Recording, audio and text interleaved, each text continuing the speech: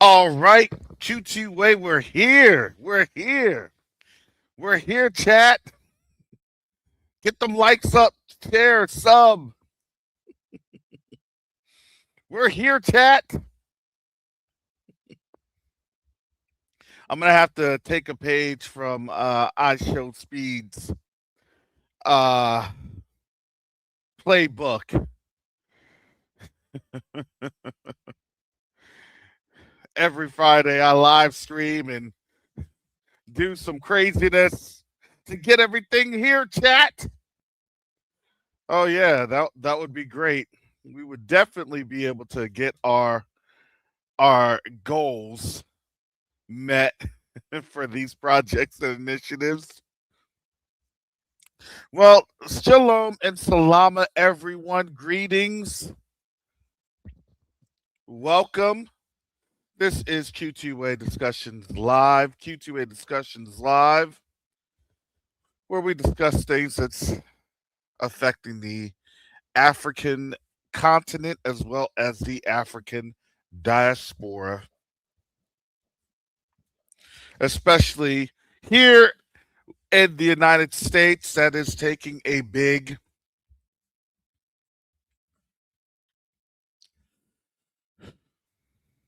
it's having a big toll.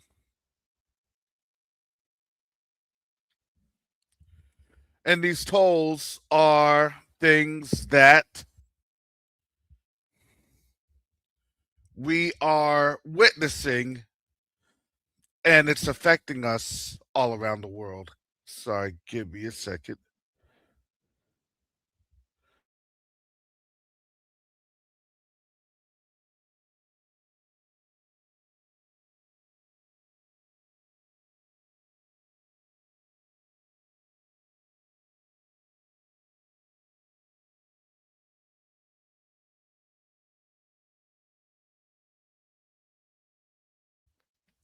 I was thinking about, I said, I don't know if I'm going to be able to go on. Um, Not feeling very well at all. Oh my goodness, give me a second.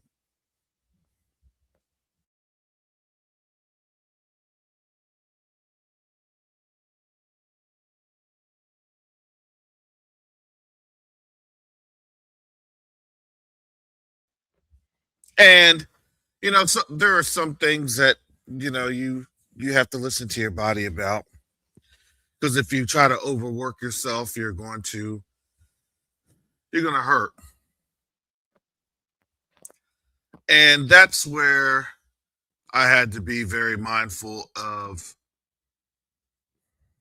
making sure that we're here in some interesting times, and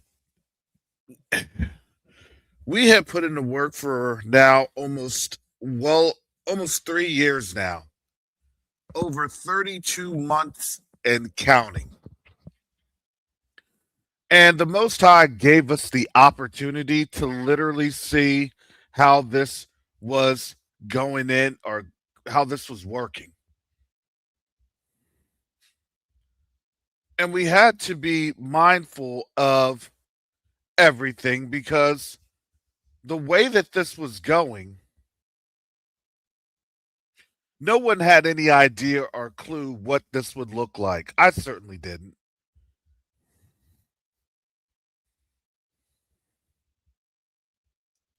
But I'm glad and I'm hopeful that we've done what we needed to do to be able to be impactful, even if it's just a container. That was an impact. That was impactful. That was an impact.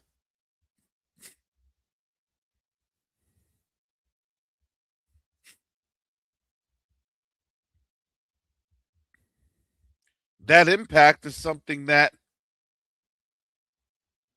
it may not necessarily be what we would like it to be.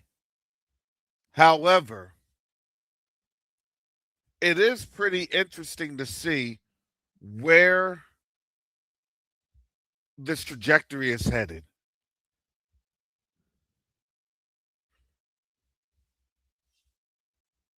And I say all that to say this.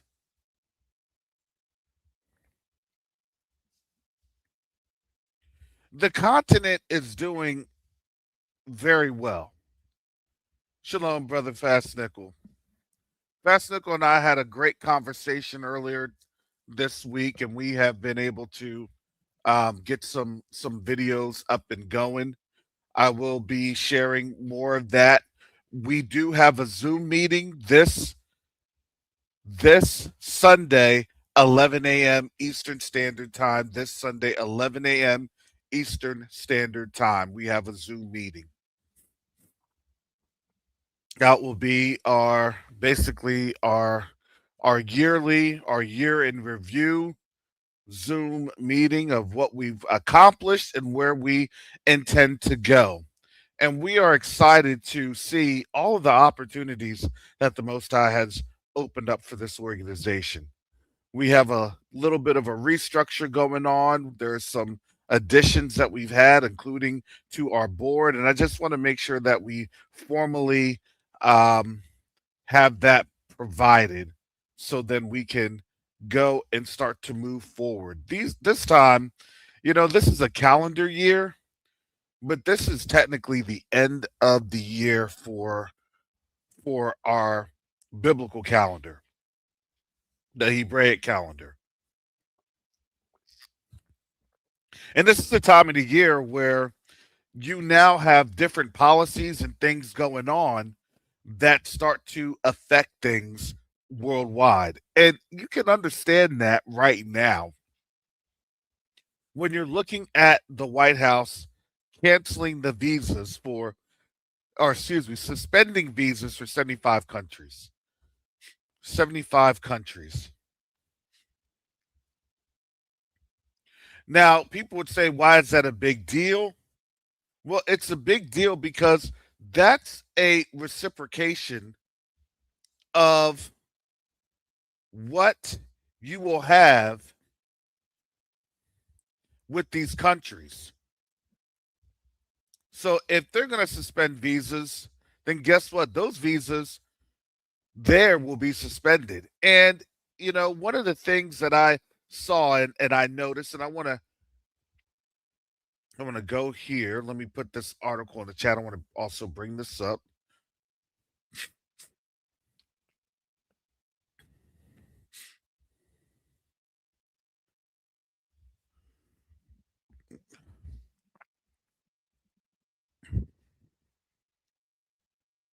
If I can get through all these advertisements. Sorry.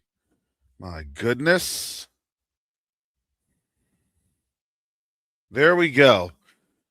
U.S. suspending visa process for 75 countries. This is by Jennifer Hansler over at CNN News.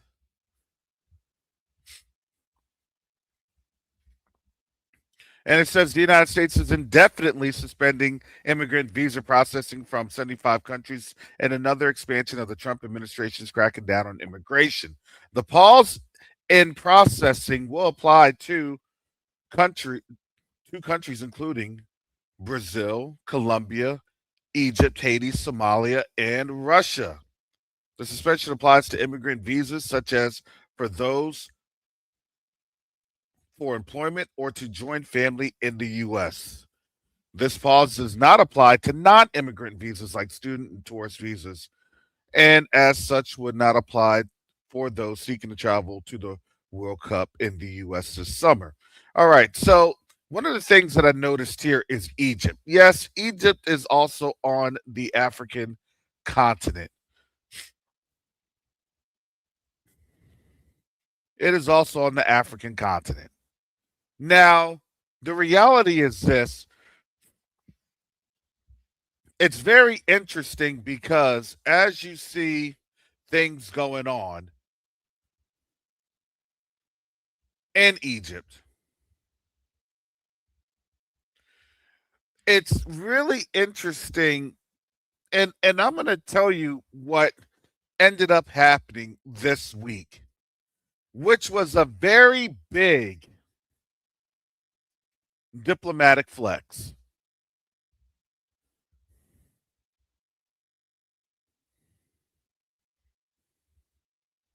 This is the one thing I had to talk about before, involving all others. On Covenant Awakenings, obviously, I've been ranting. I wouldn't say ranting. I've been more raving about IShowSpeed and how he has literally destroyed the concept of really Eurocentric propaganda and the negative bias that it was producing on the African continent. So much so that I was talking to a one of our family members, and she's over in the UK without saying many words. And we had this discussion, and she was talking to me about a Caucasian imitator. And the imitation wasn't the imitation of flattery, it was actually the imitation of trying to prevent the deconstruction of the Eurocentric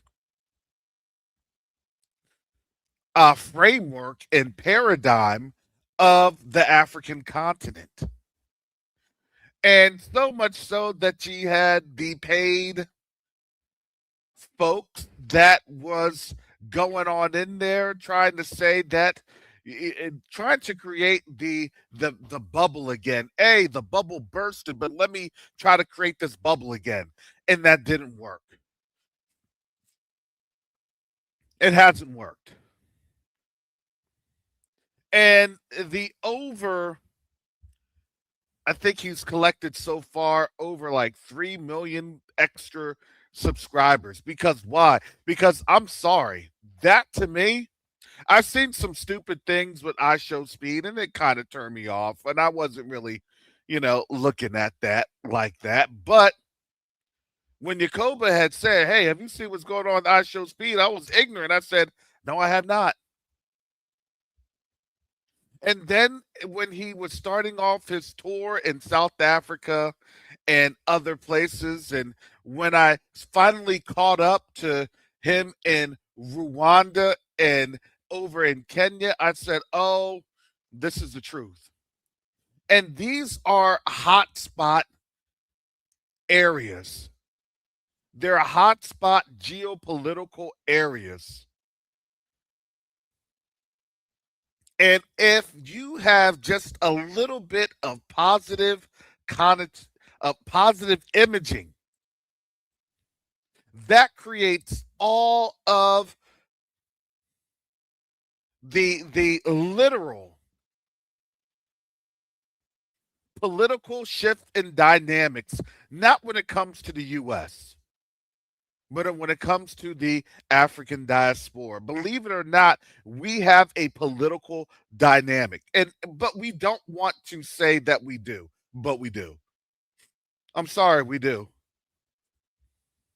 We're a political demographic within a political demographic. That's how that is. If you don't believe me, if you don't believe that, then why does the African Union have the sixth region, which is the African diaspora? Why does Ghana have now the 17th region, which is the African diaspora?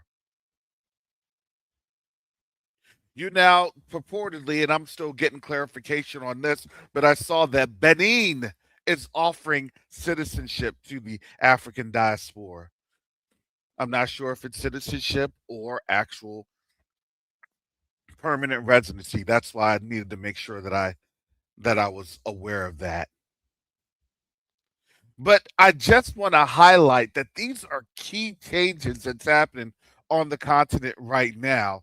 And it's awesome to see that the journey that we have been on at Q2UA, don't think that we don't have a big representation.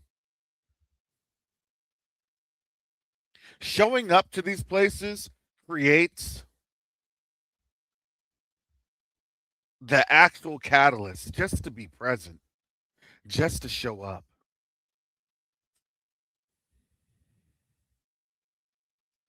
On the Q2A.org website right now, there's the land acquisition project that we're doing. It is a time sensitive project. We're trying to collect funds as soon as possible. It is a hefty goal. But what that goal provides is for land to be acquired for a hospital to be built on it. Couple dozen acres of land. And the hospital is just the first phase. And you know what the biggest impact and the intent is for that? Is literally just to have presence. As I sat down to meet with that king, which is located about an hour and a half north of Accra, it's in a beautiful area full of mountains and hills and waterfalls. It looks like Wakanda.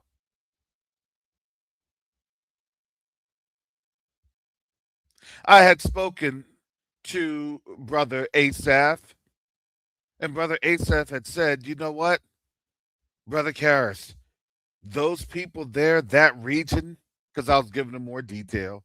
Sorry, I can't give you any more detail than this on YouTube.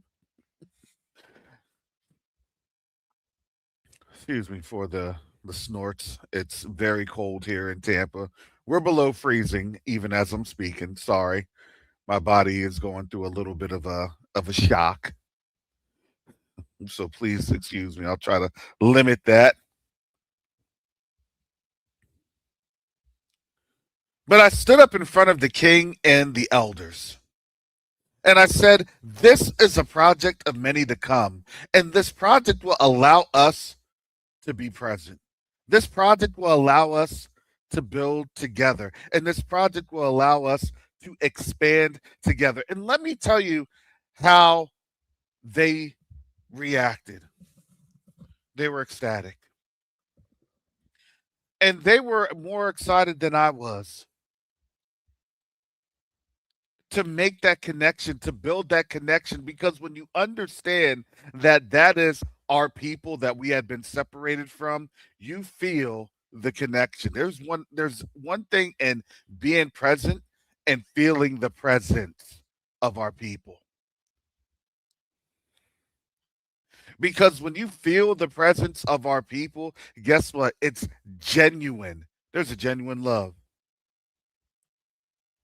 And I laugh because when I see IShowSpeed on out there and how he is literally destroying every single framework, every single paradigm, every single straw man, every single ad hominem or hominem, ad populist attack that's on out there to say, no, these are our brothers and sisters and they love us and they want us to come home. And you're hearing it from their voices, you're hearing it from their mouths. That's destroying a paradigm. Why?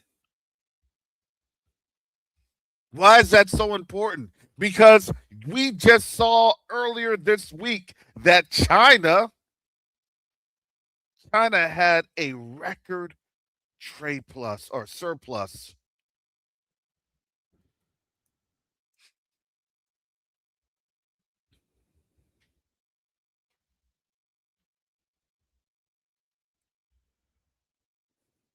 That's a big deal. Why is that a big deal? Because what they don't mention, especially here within the United States, is that China's able to have this record surplus because they're doing business on the continent, mainly.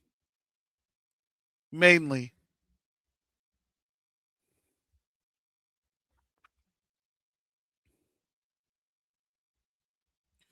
This is from China's trade surplus surges. This is from AP. China's trade surplus surges 20% to a record 1.2 trillion, even with Trump's tariffs. Come on.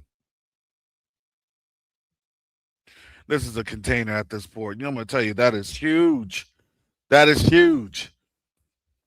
That's showing you they're going worldwide.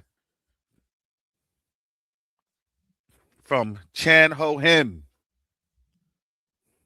Hong Kong, China's trade surplus surged to a record of almost 1.2 trillion in 2025, the government said on said Wednesday as exports to other countries made up for slowing shipments to the U.S. under President Donald Trump's onslaught of higher tariffs. China's exports rose 5.5% for the whole of last year to $3.77 trillion. These folks are making money. What are they doing? They're exporting out to the continent. You want to know why? Because I saw that with my very own eyes. Let me put this on in here. Let me come in here. Because now you're going to start to see this is awesome. And understand these are gaps that we can easily fill. While China's exports to the U.S. fell sharply after Trump's return to office and escalated his trade war with the world's second largest economy, that decline has been largely offset by shipments to other markets in South America, Southeast Asia, Africa, and Europe. Now here's it. Here's this right here. For the whole of 2025, China's exports to the U.S. fell 20%, and we felt that. In contrast, exports to Africa surged 26%. 26%. And I saw that with my very own eyes.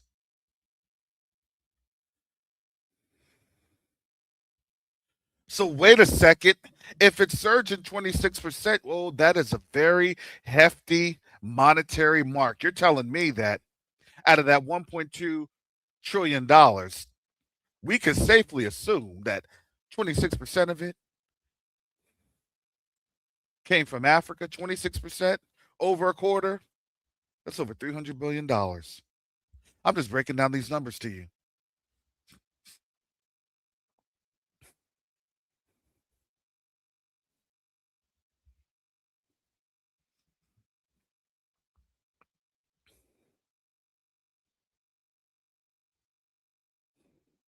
Think about how that is. Think about the numbers. But they said that Africa's poor. No, it's not. Africa has trillions of dollars worth of wealth that they'll never tell you how much they have. Because you want to know why? Because they hide those off the books. Just like they head off the books, how much gold that JP Morgan Chase has, or excuse me, silver JP Morgan Chase has. Because these folks are on out there buying up all of the commodities.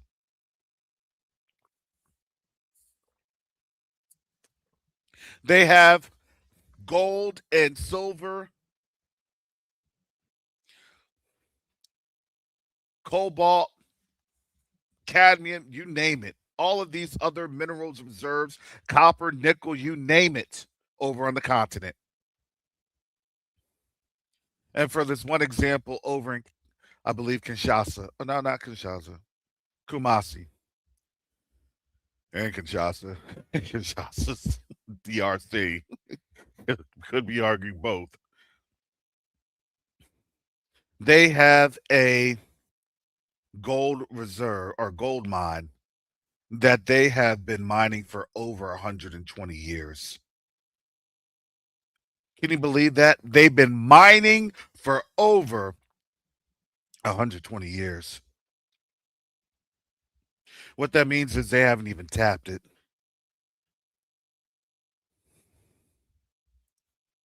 And do you understand that they want us back? They want us back so they are able to fairly manage their resources.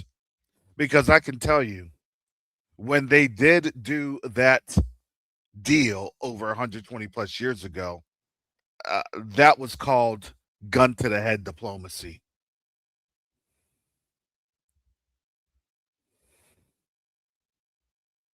Yeah, it's there on paper, but they supposedly have reserves. I still don't know. I still believe that there's still a ton of arbitrage. And you also have to remember they're going to have all of these disclaimers on out there because, to be quite honest, they don't want to put people in a panic. Don't worry, we have all these silver reserves, supposedly. We'll see. And remember, if they can't pull that, then guess what they do? Then guess what they do? They start pulling reserves from smaller regional banks. That's how this works. The smaller regional banks fail because the bigger banks are the ones backstopping them. So the bigger banks will then pull funds from the smaller banks. So smaller banks then go down. This is why they'll say, oh, this bank has failed. Because why? Because they'll put in the memo, hey, you got less than 90 days to get my money. Uh-oh, we can't. Time to put into the FDIC and get money on the, get pennies on the dollars for deposits. And oh, all of a sudden deposits are all going to a big bank. That's how that goes. And Cynthia, you are absolutely correct. She says, I've heard that they've only tapped about 10% of the resources after all these years. That is true. After hundreds of years, and that's all they can do.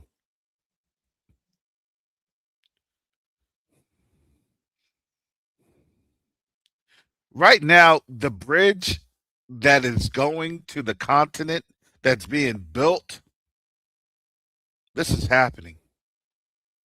And it's happening in front of our very own eyes. It's not happening at the breakneck pace and speed that we believe we would like for it to happen, but it's happening surely, steady but surely.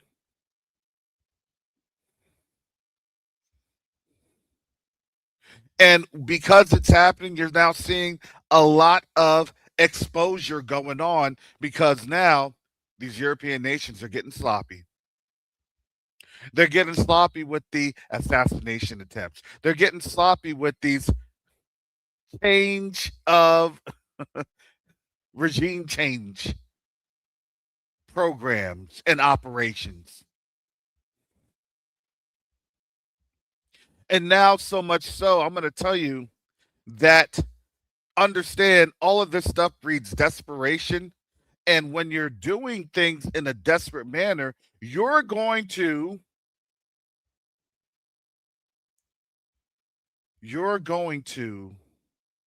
see a lot of crazy things happening. Now, I'm going to tell you this, and Putin says, Brother Karras, do you believe the Chinese figures, they often manipulate them, correct? Yeah, they often do, but I don't see any um, reason that they actually would manipulate it because clearly they have had a lot of trade deals, and that's what I said. I've been on the continent, so when you see a lot of the Chinese on over there, and you see and you're talking to the people on the ground, showing you and telling you about the amount of influx that was happening. Remember, I was on the ground in September, and I was asking these questions, and I was seeing this face to face.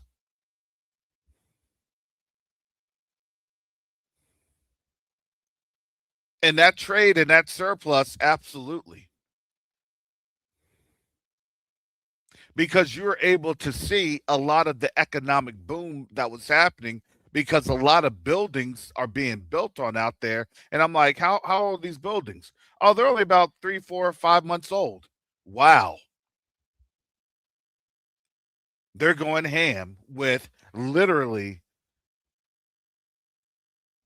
trying to build into Africa as quick and as soon as possible.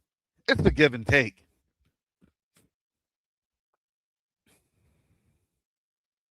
Yeah, and Sean, you're right. All nations do manipulate their currency. They actually do. However, in the case of the United States, the currency manipulation isn't as viable anymore because you don't have a lot of other countries playing along with the manipulation game, right? They'll just say, nope, no, our trades, our stuff is down. Okay, so who's telling the truth?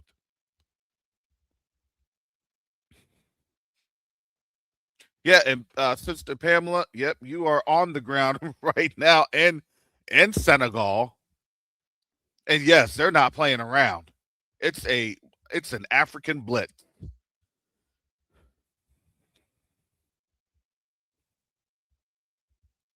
and the blitz is on so much so that Rudo. Ruto was getting pressured by the West to suspend a $1 billion trade agreement, trade deal. All that's going to do for Kenya is just make Kenya poorer than it already is. They don't want the trade deals because they want to continue to be indebted to the IMF. And if you've noticed, Ghana and now AES and even some more African countries are saying, why do we need the IMF? Y'all owe us money. This is going to be that turnaround pivotal moment this year. Why do I owe you money? You stole our people and you stole their labor. Get out of here with that. See, it's going to be funny because mark my words, this year you're going to see a lot of the tables turn on all of these quote unquote Western organizations. You need to pay us. I'm not paying you a dime, Jack.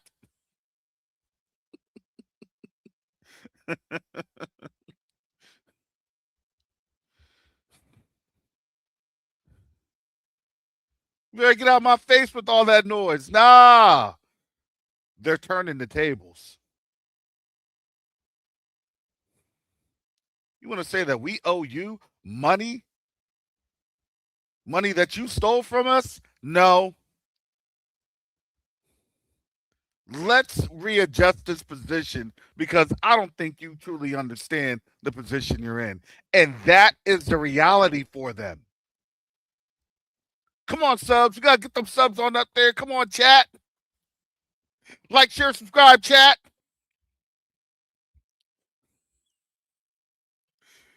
Give Africa a W, chat.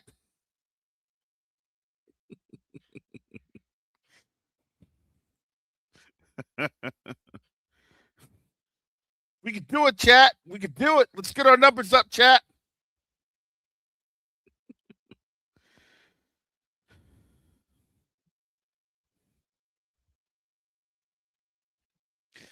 You know, it's going to take time. It's going to take trust. But when you are a value add, guess what? People will want to have you around. Of course, you're a resource. You're a resource.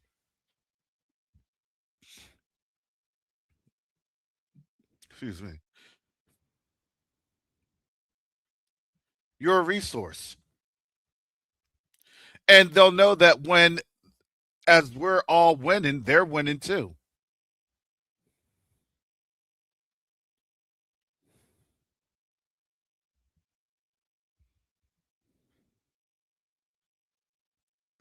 So we are in a really good position here. We're in a better position again, as I told you. We're starting to understand how we are positioned and our positioning that quite truly they don't want us to understand the power dynamic that we have. Because the question is, why would they want us to understand that power dynamic? When we are a subgroup that is now being recognized on the continent. And what they're afraid of is they don't want that subgroup being recognized outside of the African continent. Oh, you all are the African diaspora. Oh, yeah. Because why? Because now you're starting to see what that looks like. And it's not a negative connotation. You know what that is? When they should see IShowSpeed, they actually see hope. They actually see a future. They actually see, wow, how many energetic Negroes are going to be doing backflips coming over to the continent, doing push-ups coming over to the continent, doing push-up or pull-ups. That's a big deal.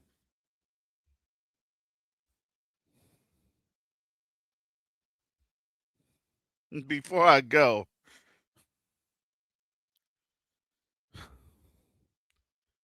I had to.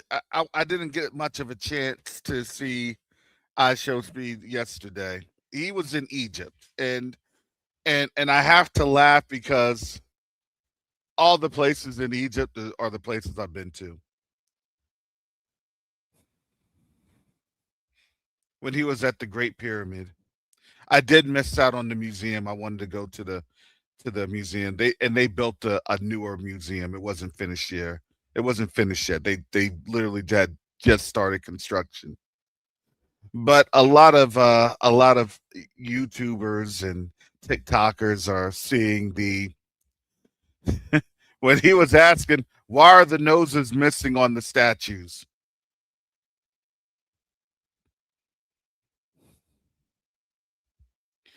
And you know, the reality is when you read the accounts of Voltaire that they don't like to actually bring on up, which was under the Napoleon Empire, the they were shooting off the noses because they did not want to have the phenotypical African phenotypical nose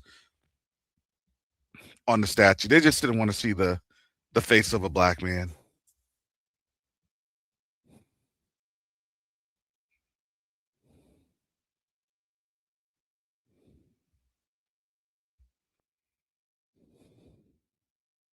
Yeah, that's awesome, Sister Marguerite. Yes, they show you everything in the old museum, and you're not allowed to photograph it because again, then you'll have the one thing that they were having, and you know they get paid to have that Eurocentric script. They do, they do,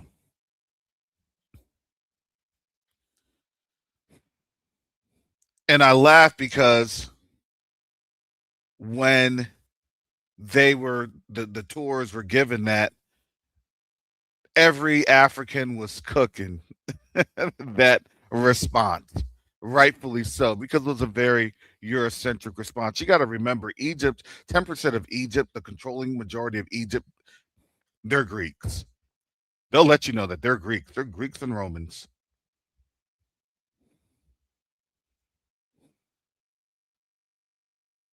The other 90%, they're not. They're very, very Nubian.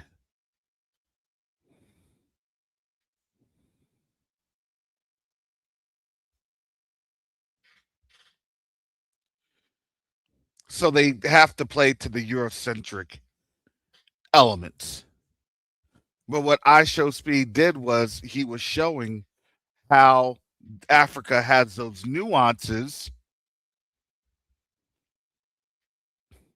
and how those narratives are now being destroyed.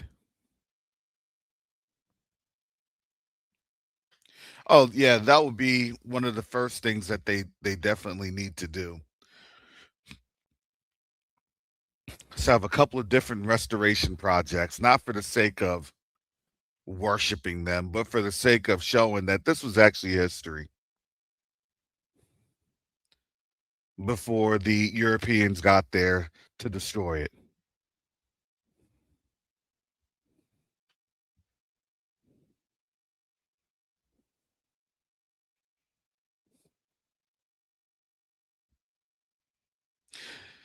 And as I stated, I've been to Egypt 6 times. 6 times. Spent time in Cairo and Alexandria. Or Alexandria.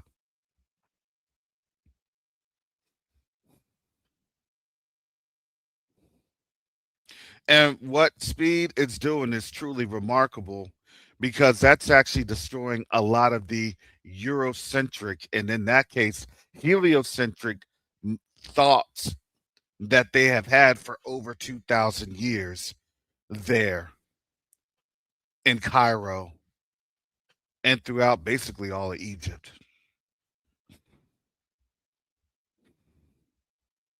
And if you lose Egypt, and Egypt was already starting to be lost by the Eurocentric thought process, at least, I would say, at least 5, 6 years ago. This is now a big dagger because the loss is now through popularity. And to have a very popular African American, African diaspora and streamer go over there and expose those lies in front of people's faces via the cell phone or any other peripheral device, electronic peripheral device, is truly amazing.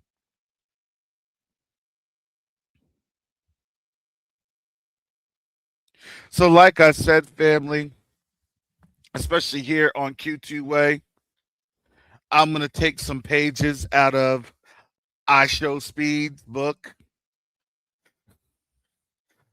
Make sure to hit those subs, chat, like chat. Come on, chat. We can do it. Share chat.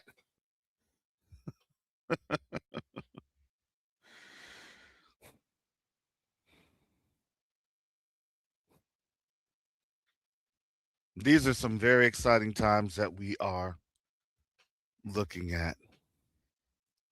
Again, I'll be on Sunday, this Sunday, 11 a.m. Eastern Standard Time. 11 a.m. Eastern Standard Time.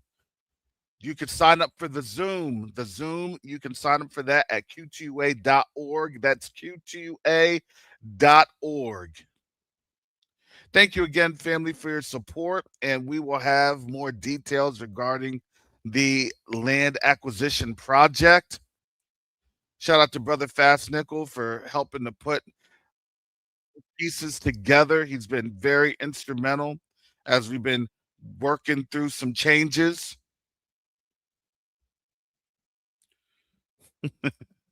And yes, he does know more than he lets on.